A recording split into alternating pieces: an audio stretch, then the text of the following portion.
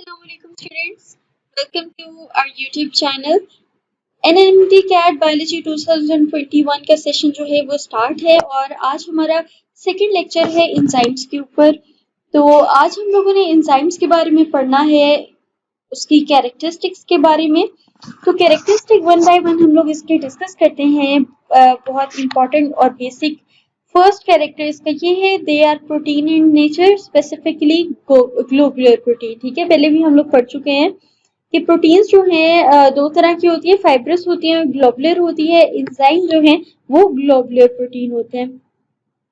Required in, और हम लोगों ने ये भी पढ़ा था कि इसके अंदर टर्शरी स्ट्रक्चर होता है। ये छोटे छोटे पॉइंट आप लोगों ने जहन में रखने हैं क्योंकि इसी से एमसीक्यूज बनते हैं। रिक्वायर्ड इन स्मॉल अमाउंट, बहुत ही कम अमाउंट में चाहिए होते हैं क्योंकि हमें पता है ये एंजाइम्स क्या है, कैटलिस्ट है, और कैटलिस्ट जो होते हैं वो थोड़ी अमाउंट में नीडेड होते हैं। इस वजह से एंजाइम्स भी जो हैं वो स्मॉल अमाउंट में चाहिए होते हैं। Few require cofactor. अब कुछ एंजाइम्स ऐसे होते हैं जिनको एक नॉन प्रोटीन पार्ट, जो नॉन प्रोटीन पार्ट होता है वो जरूरी होता है उनके साथ अटैच होना, ताकि क्या है एंजाइम प्रॉपर फंक्शन कर सके। उनके बगैर एंजाइम जो है प्रॉपरली वर्क नहीं कर पाता, तो उन नॉन प्रोटीन पार्ट को हम कोफैक्टर कहते हैं। So few enzymes require cofactor और their non protein part. Next is biological catalyst. Enzymes क्या हैं? बायोलॉजिकल कैटलिस्ट हैं, यानी कि ऐसे कैटलिस्ट, यानी कि कैटलिस्ट किसे कहते हैं जो रिएक्शन स्पीड अप करे। और बायोलॉजिकल कैटलिस्ट क्यों कहते हैं? क्योंकि ये ऐसे कैटलिस्ट हैं जो कि लिविंग ऑर्गेनिजम्स में हैं और हमारे लिविंग ऑर्गेनिजम्स के अंदर जो होने वाली रिएक्शन है उनको स्पीड अप कराते हैं। That's why we call them biological catalyst. Sensitive to environment. अच्छा, एक बात ये भी है, इससे जो कनेक्ट करती है कि एंजाइम्स क्या हैं, ग्लोबुलर प्रोटीन्स है। और ग्लोबुलर प्रोटीन्स क्या हैं, ज्यादा स्टेबल नहीं होती, ज्यादा सेंसिटिव होती हैं देयर एनवायरनमेंट से। यानी कि अगर इनका कंपैरिजन फाइब्रस प्रोटीन से किया जाए, फाइब्रस प्रोटीन ज्यादा जो है स्टेबल होती है, ग्लोबुलर प्रोटीन जो है इतनी स्टेबल नहीं होती है। तो जरा सा भी चेंज आए अगर इन्वायरमेंट के अंदर, तो क्या होता है, वो ब्रेक डाउन हो जाती हैं या अपना स्ट्रक्चर जो है वो चेंज कर लेती हैं। Means they are sensitive to their environment. अब एनवायरमेंट में टेम्परेचर हो सकता है, पीएच भी हो सकता है, ठीक है। तो ये सब चेंजेस जो है ये एंजाइम पे डायरेक्टली इफेक्ट करते हैं। Lower activation energy. एंजाइम जो है बेसिक इसका जो फंक्शन है वो यही है कि ये एक्टिवेशन एनर्जी को कम कर देता है। एक रिएक्शन को प्रोसीड करवाने के लिए एक स्पेसिफिक अमाउंट ऑफ एनर्जी जो है रिक्वायर्ड होती है, और एंजाइम का क्या काम है, एंजाइम क्या करता है, उस एक्टिवेशन एनर्जी को कम कर देता है, जिसकी वजह से रिएक्शन जो है वो जल्दी हो जाता है। इसके बारे में एंड पे हम लोग लेक्चर में और डिटेल से पढ़ेंगे। नेक्स्ट है स्पेसिफिक इन नेचर।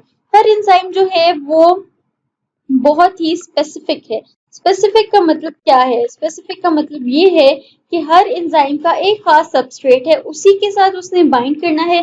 कोई भी और सबस्ट्रेट जो है आके किसी भी एंजाइम के साथ अटैच के बाइंड नहीं हो सकता, ठीक है। यानी कि एंजाइम्स का एक खास, अब यहाँ पे एग्जांपल के तौर पे अगर हम ले लें सुक्रोज, सुक्रोज को जो है एक खास किस्म का एंजाइम जो सिर्फ सुक्रोज के साथ बाइंड करता है और रिएक्शन प्रोसीड करवाता है, वो है सुक्रेज, ठीक है।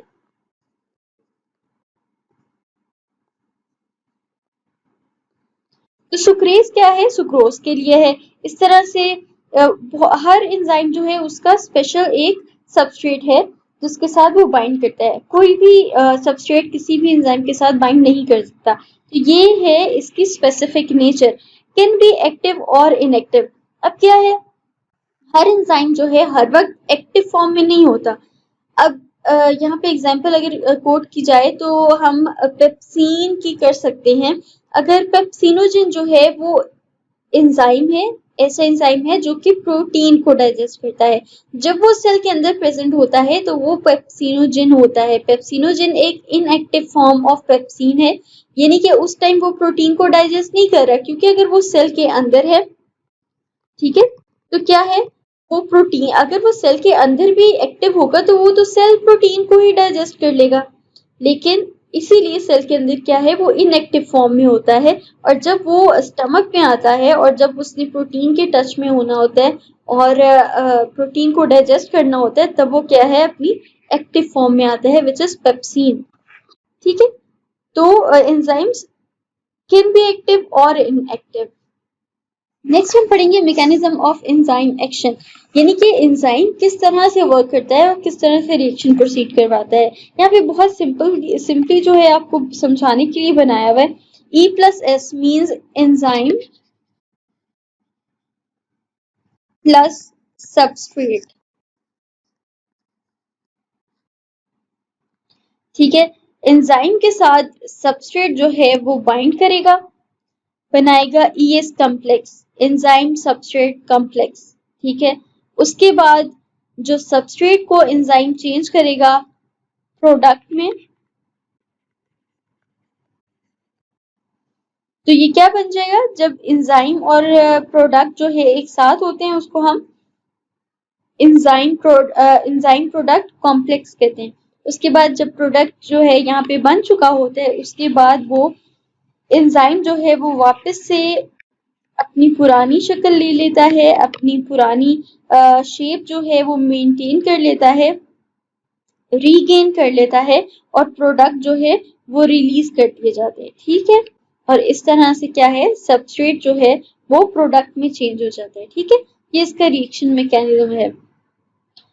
अब हमारी जो है लिविंग ऑर्गेनिज्म में सारी रिएक्शन इस तरह से सिंपली नहीं होते। ठीक है, हम लोगों ने बहुत सारे जो है रिएक्शंस पढ़े हैं, लाइक चेन रिएक्शन होते हैं, कुछ साइक्लिक रिएक्शन होते हैं। अब इसमें क्या होता है, इसकी एग्जांपल में ग्लाइकोलाइसिस देख लें जो कि एक चेन रिएक्शन है, केल्विन साइकिल देख लें जो कि एक साइक्लिक रिएक्शन है। इसमें क्या है, मल्टीपल एंजाइम्स जो है इन्वॉल्व होते हैं, जो मोस्टली जो है मेम्ब्रेन्स के साथ जो है वो अटैच होते हैं। अब इनकी कैसे वर्किंग होती है, इनकी हैंड ऑन मैकेनिज्म वर्किंग होती है। हैंड ऑन मैकेनिज्म से मतलब ये है कि एक एंजाइम आया, ठीक है, उसने सबस्ट्रेट के साथ बाइंड किया, प्रोडक्ट दिया, वो प्रोडक्ट जो है वो नेक्स्ट एंजाइम के सबस्ट्रेट होगा। ठीक है, अब यहाँ से आपको अच्छे से समझ आ जाए कि ये किस तरह, ये इस तरह से जैसे एक रिले रेस होती है, उसमें स्टिक जो है वो एक प्लेयर जो है दूसरे को देता है और दूसरा तीसरे को देता है, और इस तरह से कंप्लीट जो है एक चेन प्रोसेस कंप्लीट हो जाता है और हमारे पास फाइनल चीज आ जाती है। इसी तरह से हमारे पास फाइनल प्रोडक्ट आ जाता है एक चेन रिएक्शन के रिजल्ट में, जिसमें बहुत सारे एंजाइम जो है वो इन्वॉल्व होते हैं। यहाँ पे देखते हैं, ये है हमारा फर्स्ट सबस्ट्रेट। ठीक है, इसमें किससे है, एंजाइम 1 के साथ अटैच हुआ, बाइंड हुआ, और प्रोडक्ट क्या आया है इसका, बी, ये प्रोडक्ट है। अब ये बी प्रोडक्ट जो है एंजाइम 2 का क्या है, सबस्ट्रेट है, और ये सबस्ट्रेट एंजाइम 2 के साथ बाइंड हुआ, तो उसने क्या प्रोडक्ट दिया, सी प्रोडक्ट दिया। सी प्रोडक्ट एंजाइम 3 के हैंड ओवर कर दिया गया, और क्या प्रोडक्ट आया, डी, और डी जो है एंजाइम 4 के साथ बाइंड हुआ और प्रोडक्ट आया ई, जो कि है हमारा फाइनल प्रोडक्ट। जो अब ये जो है ये इसका प्रोडक्ट है, इसका सबस्ट्रेट है। इस एंजाइम का सी जो है वो सबस्ट्रेट है और प्रोडक्ट है। जो डी है ये इस एंजाइम का प्रोडक्ट है जबकि इसका सबस्ट्रेट है। ठीक है, लेकिन ई जो है ये किसी का सबस्ट्रेट नहीं है, सिर्फ इसका फाइनल प्रोडक्ट है, तो इसको हम फाइनल प्रोडक्ट या एंड प्रोडक्ट कहेंगे। जबकि ए जो है ये किसी का प्रोडक्ट नहीं है, ये सिर्फ सबस्ट्रेट है, तो इसको हम कहते हैं प्रीकर्सर। ठीक है, प्रीकर्सर। अब क्या होता है, यहाँ पे फीडबैक इनहिबिशन होती है, यानी कि ये चेन रिएक्शन कंट्रोल कैसे किया जाता है। अगर एक सेल में प्रीकर्सर की अमाउंट बहुत ज्यादा है, यानी कि ये जो स्टार्टिंग सबस्ट्रेट है इसकी अमाउंट बहुत ज्यादा है, तो रिएक्शन इस तरफ मूव करेगा, यानी कि ये ज्यादा तेजी से जो है फाइनल प्रोडक्ट में चेंज होगा, और ये सारा रिएक्शन तेजी से परफॉर्म होगा क्योंकि हमारे पास ये सबस्ट्रेट की अमाउंट ज्यादा है, तो ये इस तरफ से रिएक्शन होगा। इसको हम कहते हैं प्रीकर्सर एक्टिवेशन।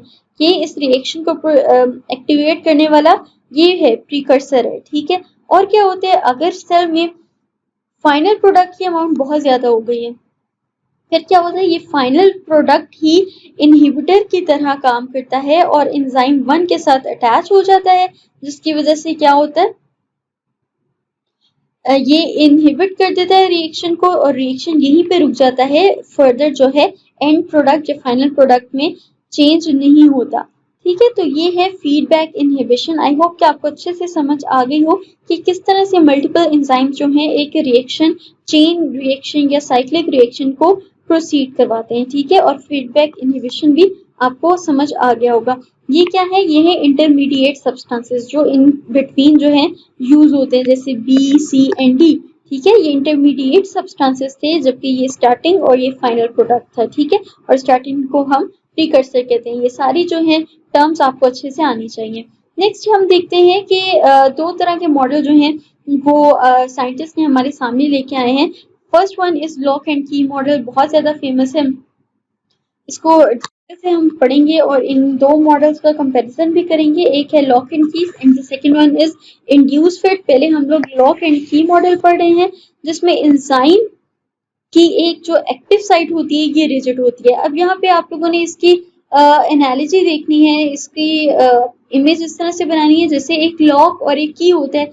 हर लॉक की एक स्पेसिफिक की होती है, हर की से जो है हर लॉक ओपन नहीं किया जाता। ये इसकी एंजाइम की स्पेसिफिसिटी को डिफाइन कर रही है। ठीक है, जैसे हम लोगों ने पहले ही पढ़ा कि एंजाइम स्पेसिफिक होते हैं इन नेचर, स्पेसिफिक सबस्ट्रेट को ही अटैच करते हैं। इसी तरह यहाँ लॉक एंड की भी यही बताता है कि हर लॉक की जैसे एक स्पेसिफिक की होती है, हर एंजाइम का जो है एक स्पेसिफिक सबस्ट्रेट होता है जिसके साथ वो अटैच होता है।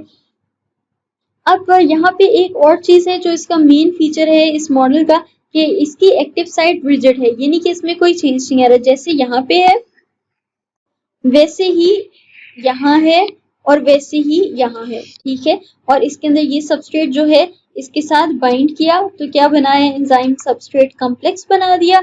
और ये जो है कॉम्प्लेक्स को इस सबस्ट्रेट को इसने चेंज किया और बना दिया प्रोडक्ट। ठीक है, और वापस जो है वैसे का वैसे ही रहा, कोई चेंज नहीं आया। तीनों स्टेप्स में एंजाइम एज इट इज रहा। और जो इसकी ये चीज बताता है, there is no change in its active site और structure of enzyme, it remains constant throughout the reaction. ठीक हो गया। अब इंड्यूस फिट क्या कहते हैं? इंड्यूस फिट इससे थोड़ा सा डिफरेंट है। जो ज्यादा एक्सेप्टेबल है वो ये है कि हमारे पास जो एंजाइम होता है उसकी एक्टिव साइट जो है वो थोड़ी सी चेंज होती है सबस्ट्रेट से।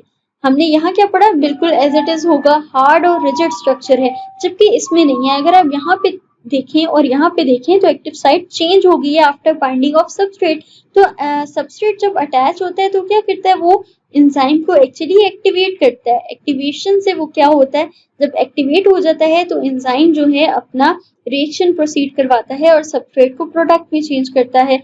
जब ये अटैच हुआ तो एक एंजाइम जो है एक्टिवेट हुआ, उसने अपनी एक्टिव साइट को एडजस्ट करवाया, चेंज किया और जो है प्रोडक्ट में चेंज किया सबस्ट्रेट को, और इन द एंड अपनी जो है शेप रीगेन कर ली। ये वाली शेप इसने रीगेन कर ली। तो ये है इंड्यूस फिट का मेन फीचर, कि इस तरह से एंजाइम जो है रिएक्शन प्रोसीड करवाता है। अब यहाँ पे एग्जांपल जो है इसकी इस तरह से भी दी जाती है, जैसे एक ग्लव होता है। ग्लव को जब हम हाथ में पहनते हैं, उसके साथ कांटेक्ट में आते हैं, तो एक्चुअली वो अपनी शेप को थोड़ा चेंज कर लेता है और हमारे हाथ के मुताबिक कर लेता है। इसी तरह जब सबस्ट्रेट इसके साथ अटैच होता है तो क्या है? एंजाइम अपनी शेप को सबस्ट्रेट के अकॉर्डिंग कर लेता है और हमें प्रोडक्ट जो है फाइनली दे देता है। ठीक हो गया।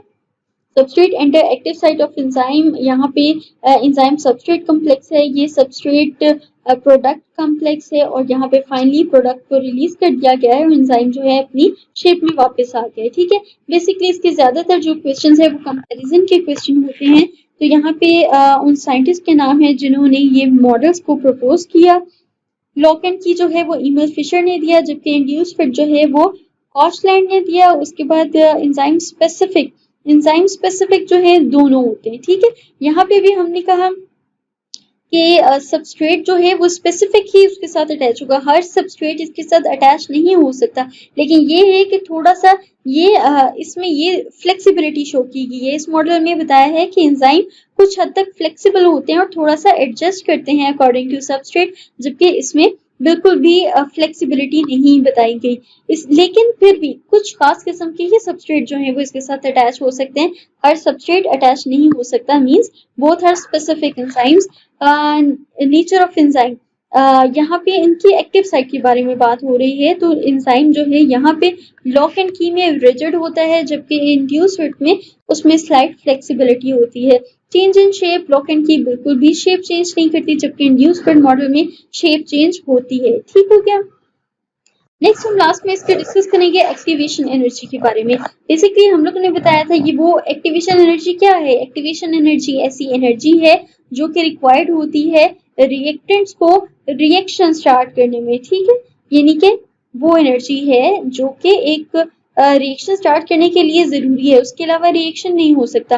This activation energy acts as barrier. अब ये एनर्जी एक बैरियर है, जब तक सबस्ट्रेट या रिएक्टेंट जो है वो एनर्जी गेन नहीं कर लेता तब तक वो रिएक्शन नहीं शुरू होगा। तो ये जो एनर्जी है, यहाँ तक रिएक्टेंट ने यहाँ तक जाना है और एनर्जी को गेन करना है, तब तक रिएक्शन स्टार्ट नहीं होगा। तो ये एनर्जी गेन करना, एक्चुअली ये एनर्जी क्या एज अ बैरियर एक्ट करती है। ठीक है, रिएक्शन स्टार्ट करवाने में।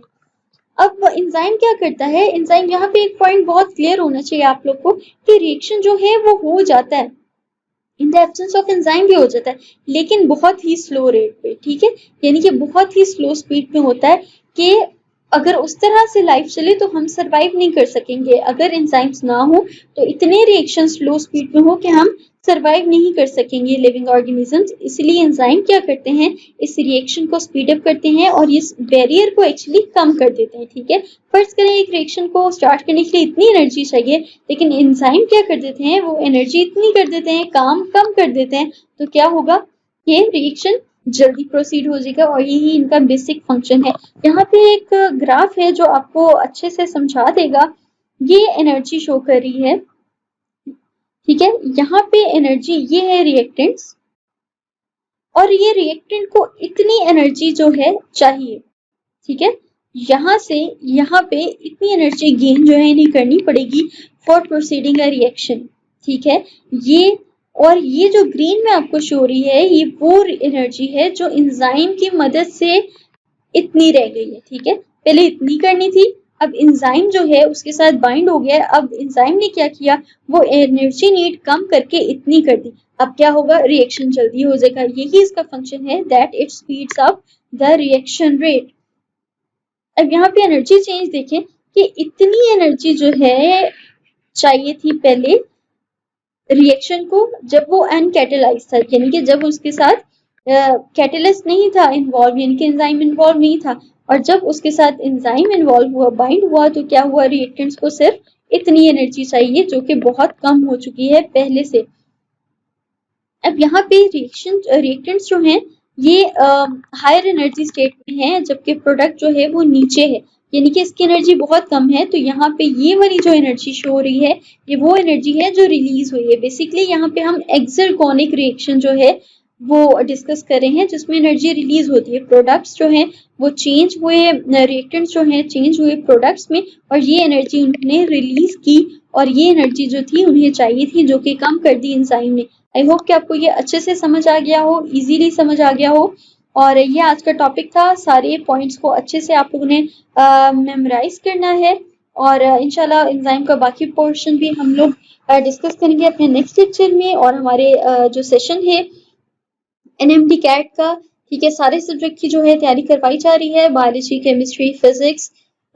तो अगर आप लोगों ने इसमें रजिस्टर करवाना है, प्रेपरेशन करनी है हम लोगों के साथ, तो आप लोग रजिस्टर करवा सकते हैं। नंबर जो है आपको डिस्क्रिप्शन बॉक्स में मिल जाएगा, उस पर कॉन्टेक्ट करें और रजिस्टर करवाएं। अपना